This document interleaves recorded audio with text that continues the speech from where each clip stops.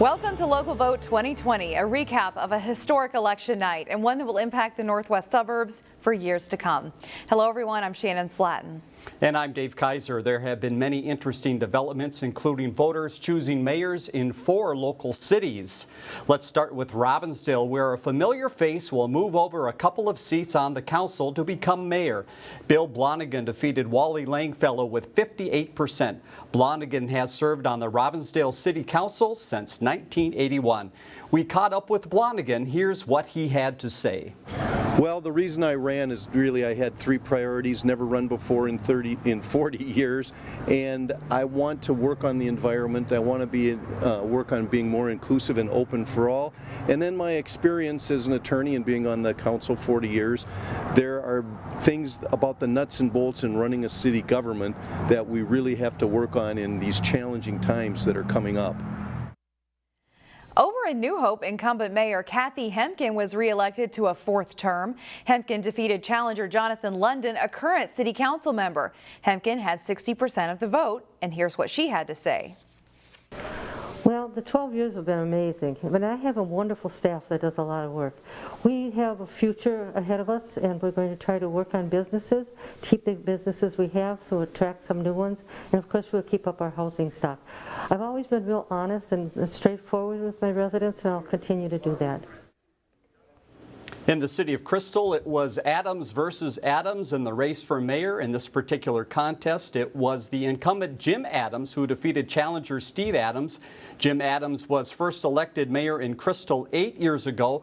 The incumbent Adams had 58% of the vote, the challenger Adams with 41%. Here's what Jim Adams had to say on his victory. I think the first thing, usually my strength is in my financial plan and in how I execute that. But, times have changed dramatically in this last year. And, we've been working towards bringing our community together. And I think that's going to just continue, but we're going to have to supersize it. And that's what's going to be happening in the next few years. The city of Osseo had a 3-way contest for mayor. Incumbent Mayor Dwayne Poppy was up against challengers Mark Regan and Kathleen Getty. Poppy holds on to his seat with 50%. I had a chance to speak with the mayor-elect. I think just the continued financial viability of the city is always the most important thing.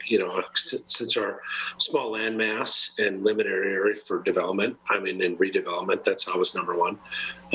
Continue to provide services that the residents expect and have come to demand from us, and just looking for new ways to increase revenue and just not continue to go to the tax well, which is the easiest thing to do, but look for alternative sources to accomplish that. Now to one of the several state legislative races we've been following closely. It's a race that could decide which party controls the state Senate. That's Senate District 34, the seat held by longtime incumbent Warren Limmer, who faced a repeat challenger in Bonnie Westland. Limmer survives by just over 1% of the vote. Jason Malello spoke with Limmer about the close victory. The Minnesota Senate majority is held by Republican majority by 2 votes. A tremendous amount of pressure on our caucus to be flipped. I don't think we're going to flip this election year, but that brings in a lot of money and a lot of desire to flip it from outside sources.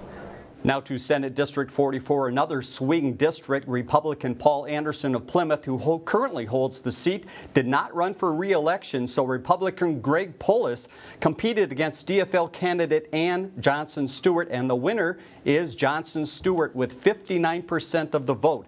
I had a chance to speak with Johnson Stewart after her victory. I'm pretty excited. I'm not a politician. This is the very first time I've run for anything. As you might know, I'm a civil engineer. And so to go through this whole last year, understanding the whole system and how to put a campaign together, I've just been overwhelmed by the generosity of people who have come out to help me understand what it takes to win. And apparently we did it right because we won by a large margin. So I'm pretty excited about that.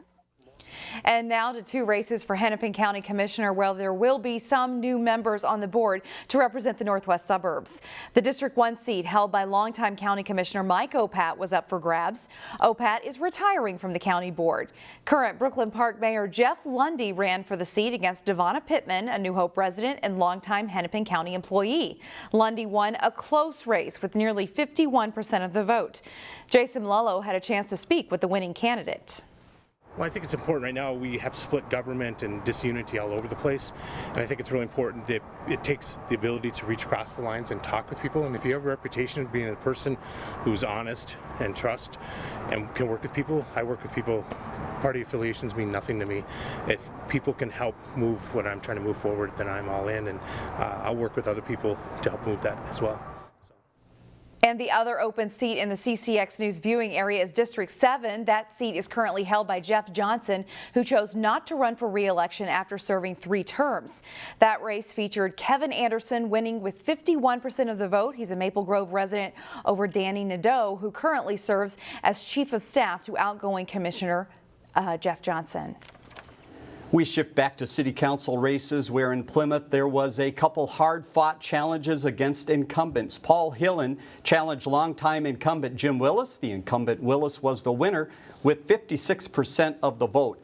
The other contested Plymouth seat is in Ward 1. Incumbent Elise McGregor was up against challenger Malin Sahoni. It was a very tight race. McGregor held on with 51% of the vote.